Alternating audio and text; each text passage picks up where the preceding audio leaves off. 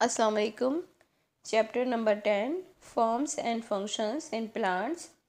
और टॉपिक है हमारा movement of water in xylem. Actually पौधे ज़मीन से एक बड़ी मिकदार में पानी को जज़्ब करते हैं, लेकिन इस पानी में से सिर्फ 1 या 2% पानी ही पौधों की फोटोसिंथेसिस या दूसरी मेटाबॉलिक एक्टिविटीज़ में खर्च होता है, और कुछ पानी जो है वो जो सेल्स होते हैं उनकी टर्जिडिटी को बरकरार रखने में इस्तेमाल होता है। यानी सेल्स के अंदर अगर पानी भरा रहता है तो सेल्स टर्जिड रहते हैं या फूले हुए रहते हैं, जिसकी वजह से पौधा जो है वो फ्रेश नज़र आता है। लेकिन ये सारा काम 1 या 2% पानी से हो जाता है, और बाकी तकरीबन 98 to 99% पानी जो है वो पौधों के एरियल पार्ट या पत्तियों से वेपर्स की शक्ल में बाहर खारिज हो जाता है या ज़ाया हो जाता है, कह सकते हैं। पानी का पौधे के हवाई रास्तों से या एरियल पार्ट से या पत्तियों में मौजूद स्टोमेटा के ज़रिए आबी बुखारात की शक्ल में खारिज होने का जो अमल है वो एक्चुअली ट्रांसपायरेशन कहलाता है। ट्रांसपायरेशन से पहले ये पानी पत्तियों में दरअसल जिस रास्ते से दाखिल होता है, यानी जड़ों से लेकर पत्तियों तक का जो रास्ता होता है उसे हम जाइलम कहते हैं। तो पानी की जड़ों से जाइलम और जाइलम से पत्तियों तक हरकत दरअसल अपवर्ड मूवमेंट कहलाती है। जाहिर है जड़ें नीचे होती हैं और पत्तियां ऊपर होती हैं, तो पानी जड़ों से पत्तियों की तरफ जब जाता है तो इसे हम अपवर्ड मूवमेंट कहते हैं, यानी पानी नीचे से ऊपर की तरफ बहता है। तो पौधों में पानी की ऐसी अपवर्ड मूवमेंट जो कि डाउनवर्ड पुल ऑफ ग्रेविटी के मुखालिफ सिमत में हो तो उसे हम एसेंट ऑफ सैप या सैप का चढ़ाव कहते हैं। तो पौधों में पानी की अपवर्ड मूवमेंट जड़ों से पत्तियों तक जाइलम के ज़रिए होती है, और इस मूवमेंट में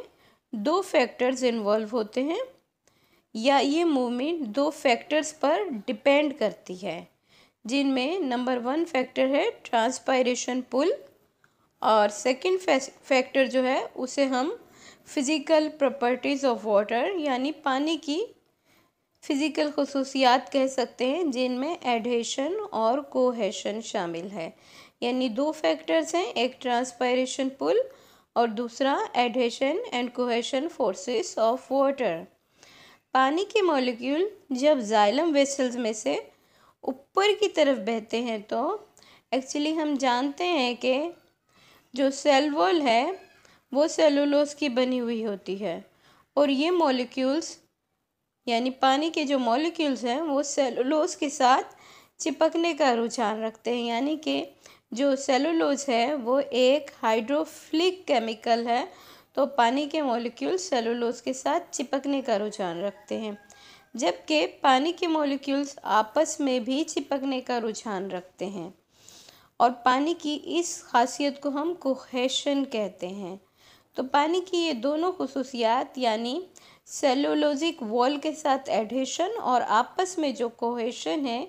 ये दोनों खुसूसियात मिलकर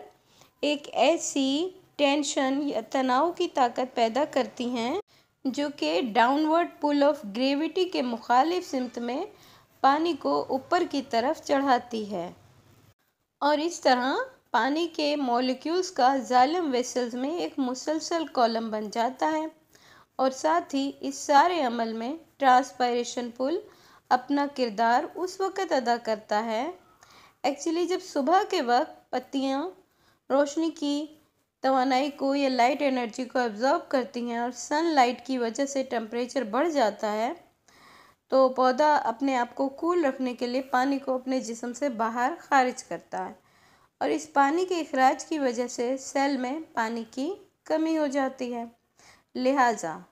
ऑस्मोसिस के रास्ते पानी बराबर वाले सेल से